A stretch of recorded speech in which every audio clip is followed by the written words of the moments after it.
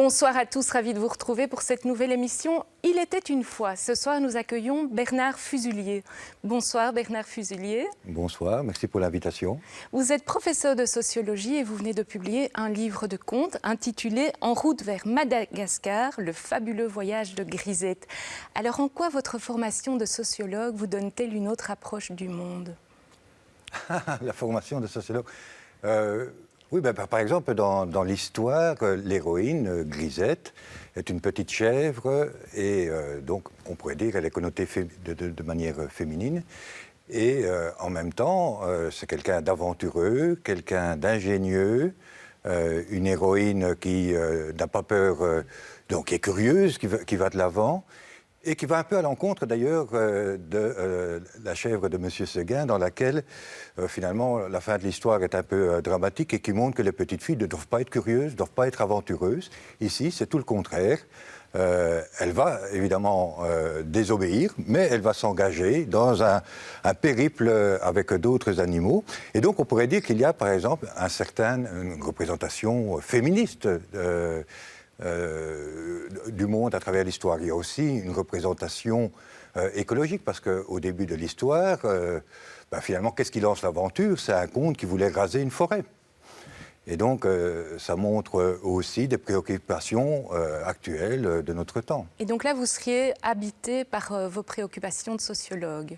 Oh, je pense que... Vos lunettes de sociologue. On ne peut pas... Donc, finalement, le sociologue et la personne finissent par se confondre à force, finalement, d'expérience. Donc, quelque part, la dissociation est extrêmement compliquée. Inévitablement, dans ma vie quotidienne, j'ai mon regard de sociologue, comme je présume qu'un médecin, dans sa vie quotidienne, même s'il n'est pas médecin tout le temps, mais il a tendance quand même à regarder aussi avec ses lunettes de médecin. Alors revenons à cette histoire du fabuleux voyage de Grisette. Comment est né ce conte ? Initialement, c'était comme de nombreux papas, de nombreux parents, je racontais l'histoire à la plus jeune de mes filles sur le bord du lit. Et donc, tous les soirs, je m'asseyais à côté d'elle et puis je contais l'histoire de Grisette. Donc, c'est un rituel établi entre vous ? C'est un rituel établi. Et, évidemment, comme chercheur, professeur d'université, j'ai des missions à l'étranger. Et à l'étranger, j'ai voulu continuer les histoires à distance, les envoyer à mon épouse pour qu'elle puisse les lire à ma fille. Et en remettant de l'ordre dans le grenier en 2020, j'ai retrouvé quelques épisodes que j'avais écrits. Je suis rentré dedans et puis je me suis dit, je vais reconstituer la trame. Et avec l'aide de ma fille, voilà, on a reconstitué toute l'histoire. Alors, bien entendu, le processus de rédaction prend du temps parce que écrire pour lire, je dirais spontanément une histoire ou bien la raconter, c'est pas tout à fait la même chose que rédiger un livre. Mais voilà, donc à l'origine, c'est quand même quelque chose d'assez banal, je pense, une histoire qu'on raconte à ses enfants. Donc c'est une histoire qui est faite quelque part, qui est écrite pour être lue. C'est aussi cet aspect vocal est important. Ah, tout à fait, tout à fait. Donc, l'histoire, elle est en 15 épisodes, donc c'est 15 petites lectures, donc on pourrait dire le soir à haute voix. Elle peut être lue, évidemment, sans que ça soit à haute voix, mais à l'origine, elle a été conçue, d'ailleurs rédigée avec une forme de, je dirais, de musique dans l'écriture, des rimes assez faciles, mais qui permet qu'on raconte à haute voix, d'avoir cet aspect chantant dans la lecture. Alors, dans l'histoire de Grisette, vous portez vraiment une grande attention au langage. Il y a même un dictionnaire qui est présent au bas de certaines pages. L'acquisition du langage est-elle importante à vos yeux ? Ça revient un peu à votre première question. Comme sociologue, évidemment, comme sociologue, je considère qu'on risque d'être dans une société qui appauvrit la capacité finalement à décrire le monde et à le comprendre, avec un langage appauvri, notamment à travers finalement le numérique ou une forme de novlangue. Et donc il était important d'aller à contre-courant et d'avoir une écriture avec un vocabulaire relativement étoffé, mais en même temps, pour ne pas lâcher, je dirais, les jeunes, peut-être même certains parents éventuellement, d'avoir un petit dico en note de bas de page. Alors, cela m'avait été soufflé par des conseillères psychopédagogiques à l'ONE qui avaient validé l'histoire et qui avaient dit ça vaudrait la peine. Et je trouvais que l'idée était excellente.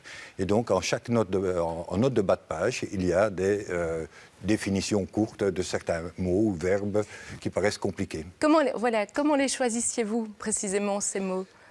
Je l'ai fait lire à plusieurs personnes dans mon premier cercle, un deuxième cercle. Alors évidemment, je ne pouvais pas mettre en note de bas de page tous les mots qui sortent un petit peu de l'ordinaire. Donc il a fallu faire une sélection qui n'est pas du tout scientifique, qui est plutôt des retours que j'ai pu avoir et dire tel mot, vociférer, c'est un mot compliqué, il faudrait pouvoir le définir. Alors, ce livre souligne l'importance de la lecture. Vous évoquiez la lecture le soir auprès des enfants.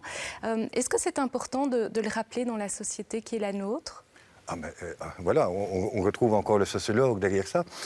Je dirais que pour moi, le principal levier contre les inégalités, c'est l'accès à la culture. Évidemment, il y a des inégalités économiques, mais derrière, elles se couplent avec des inégalités en termes de culture. Et la lecture est un premier élément pour pouvoir rentrer dans la culture. Et donc, de donner le goût de la lecture à des enfants, c'est fondamental. C'est fondamental pour qu'ils puissent évoluer, avancer dans le monde social qu'ils vivent et qui les attend. Et vous avez l'impression que dans ce monde, justement, très numérisé, la lecture est un peu négligée ? Négligée, mais je ne dirais pas négligée, mais sur des formats très courts, très stylisés en quelque sorte. Le genre de livre que vous avez ici est un livre, je pense, assez particulier parce qu'il fait 136 pages, 15 épisodes. Et ce n'est pas très courant dans la lecture pour enfants de 5 à 10 ans d'avoir ce type d'ouvrage qui n'est pas un pur roman, qui a aussi des illustrations, qui a un langage qui n'est pas infantilisant, mais qui est quand même un engagement dans un imaginaire, dans une aventure que je pense assez prenante. Alors vous mettez en valeur des valeurs qui sont chères au scoutisme notamment. Est-ce que c'est sciemment ou bien implicitement présent chez vous ? Non, je pense que le scoutisme est un mouvement qui est un porteur de ces valeurs de solidarité, de pouvoir, je dirais, s'entraider dans les épreuves, de découverte, d'avoir aussi un rapport à la nature qui doit être respectueux. Donc, c'est un mouvement qui, je pense, participe à cette grande transmission de valeurs qui sont chères, je pense, aux parents qui veulent évidemment que leurs enfants habitent un monde meilleur. Alors, la coopération est aussi vraiment présente, puisque au milieu de tous ces animaux, il y a beaucoup de solidarité et de coopération. C'était aussi quelque chose qui semblait essentiel à rappeler. Essentiel à rappeler, surtout dans un monde qu'on nous présente un peu comme concurrentiel, donc où la compétition est l'élément qui semble structurant.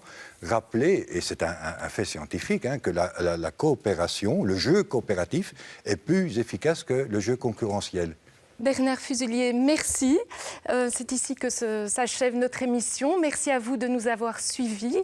En route vers Madagascar, le fabuleux voyage de Grisette a été publié à livre à compte d'auteur, mais vous pouvez le trouver dans certaines librairies partenaires et puis chez i6doc.com.